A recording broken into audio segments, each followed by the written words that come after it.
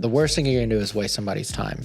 You don't wanna lie and clickbait what's on your thumbnail, because although that'll get people to click, that will be negative for your brand in the long term. You're gonna be getting attention under false pretenses, and in the long term, that's a negative long tail on that. But as far as creating a thumbnail, I use Photoshop. I have assets that I create for a podcast ahead of time in order to make things easy for me to just drop in a bunch of PNGs into Photoshop to create something cool, kind of like putting a puzzle together more than creating something from scratch every single time. And that consistency lends itself to your brand over a long period of time as well. Make sure that what's in your thumbnail is actually in your episode. Make it look appealing. That's what I do for Bricks in Business. Is we have blue bricks background. We have our name that's bright yellow on a darker blue background, so you want contrast. The box of the Lego set that we're building in there, I have us laughing.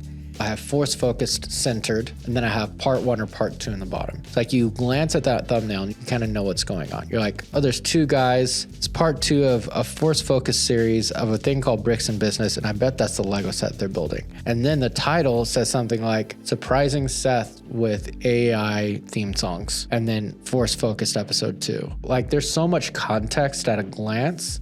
It's kind of crazy. And so putting all of your context in just the thumbnail isn't the best idea.